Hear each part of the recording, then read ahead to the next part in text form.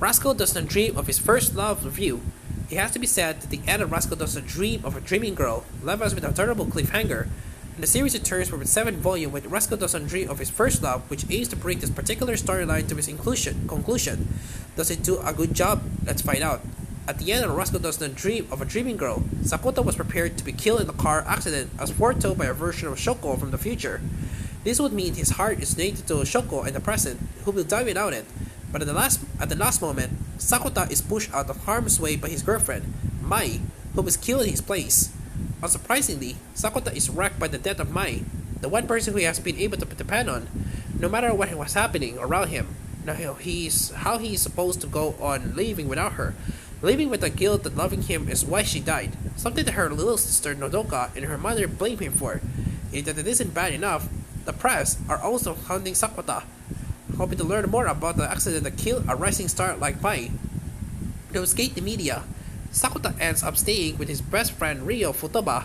Where time passes, no matter how much he wants it all to end, Ryo is understandably worried about our protagonist, but she recognizes that no one can reach him in the state that does her best to simply be there to lean on. Should Sakota want to open up about some of the feelings he's buried deep inside? Eventually, Sakota is reunited with an older version of Shoko who can bear to see Sakota in his state.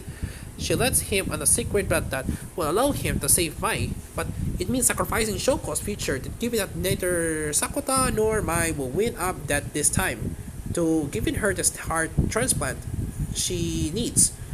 Sakota has mixed feelings about these scenes. He certainly wants Shoko to leave, but at the very least he can bear her alive in a world where Mai died because of him, so he set out to save her. I often praise author Hajime Kamoshida for his depiction of human emotions, and sometimes I always thought about his other series, The Bad Girl Sakurasu, and enjoy here in the Rascal Does Not Dream of series as well. Kamoshida excels at showing role feelings that the reader can relate to, or at least believe in. How Sakota deals with his grief of losing Mai, as well as the feelings around him, are very true to how he was individuals come to terms with something like this happening to us. It makes for a powerful read that leave us feeling just as crushed as Sakota does. What I'm less thrilled with is that Kamoshida learns of the concept of time travel to resolve the central problem. While Rascal does not dream of his no stranger to dabbling in the real of sci-fi with his adolescent syndrome and how it affects the cast. Up until now, it always felt like as if the characters solve their problems on their own by resolving whatever caused the strange adolescent syndrome they suffered. This time, there's no real way for Sakota to do that on his own merits. He has to use what Shoko teaches him if he wants to change anything. Sakota does still have to work hard to make sure everything comes together that it should, which helps balance the fact he's using supernatural power, but it still feels like we wander off a path of realism that the stories have otherwise have up until now. Maybe the emotional payoff at the conclusion will be enough to overcome that for most readers. It certainly stopped me from feeling as harshly about it as I could have. But I would be surprised if other readers are huge fans of this element. Rascal does not dream of his first love come to the West thanks to Yen Press and continues to be translated by Andrew Cunningham. The translation reads well with no issues to note.